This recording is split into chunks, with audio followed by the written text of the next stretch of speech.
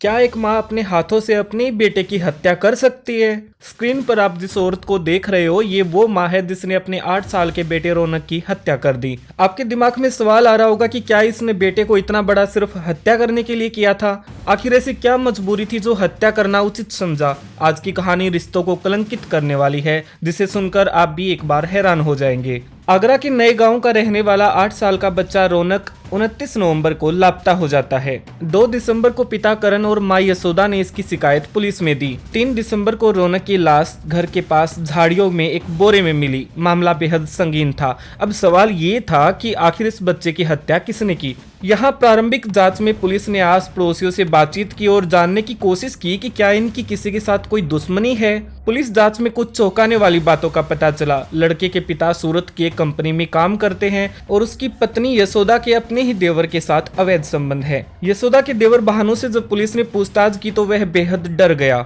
जांच अधिकारी समझ चुके थे कि कहीं ना कहीं यही गड़बड़ है। सख्ती से पूछताछ करने पर भानु ने जो बताया वह सुनकर पुलिस वालों के भी पैरों तले जमीन निकल गई। जैसे कि हमने आपको बताया कि करण सूरत में नौकरी करता है, जिसके चलते वह घर पर 2 या 3 मंथ में एक बार आता था।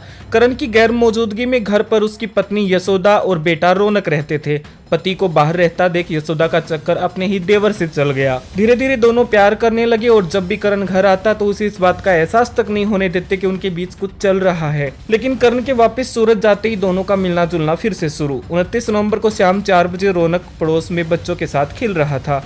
तभी उसका चाचा भानु उसके घर आता है और यशोदा के साथ रंग रलिया मनाता है। यहाँ देवर भाभी को लग रहा था कि रौनक अभी खेलकर नहीं आएगा, लेकिन उस दिन रौनक अचानक से कमरे में आया तो उसने माँ और चाचा को आपत्तिजनक हालत में देख लिया। शुरुआत में इन्होंने बच्चे को टॉफी चॉकलेट दी और उसे कहा कि ये बात किसी को ना बताए। बच्चा मान भी गया। उसने चाचा और माँ को कहा कि वह यह बात किसी को नहीं बताएगा। लेकिन यशोदा के मन में डर था। उसे लगा कि उसका बेटा ये बात अपने पापा को अगर बता देगा तो प्रॉब्लम हो जाएगी। भानु ने यशोदा को समझाया भी कि वह बच्चा है, भूल जाएगा और ये बात कोई बड़ी नहीं है। लेकिन यशोदा को ये लगातार चिंता सता रही थी। तभी यशोदा ने फैसला लिया कि वह अपने ही बेटे को ठिकाने लगा देगी और उन दोनों का प्रेम प्रसंग लगातार चलता रहेगा। कुछ देर बातचीत के बाद भानु और यशोदा दोनों तैयार हो गए। आप सोचकर देखिएगा, एक माँ ने अपने अवैध संबंध छुपाने के लिए एक बेटे की हत्या करना उचित समझा। इसी मानसिकता के साथ भानु ने पास से डंडा उठाया और रौनक के सर पर तेज से हमला कर दिया। आमतौर पर बच्चे को अगर कोई थप्पड़ भी मारे तो वो गिर जाता है। 8 साल के रौनक के सर पर लगातार डंडे से कई वार किए गए।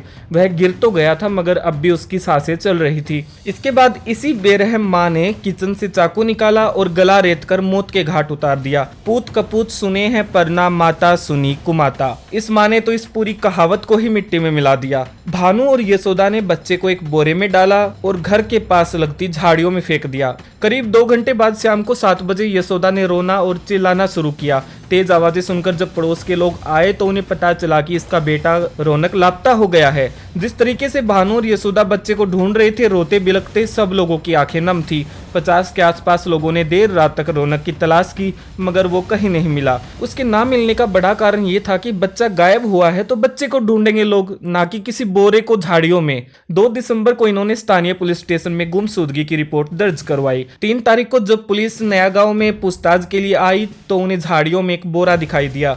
संदेह के आधार पर पुलिस ने जब बोरे को खोला तो उसमें एक बच्चे की लाश थी। खून बहकर जम चुका था।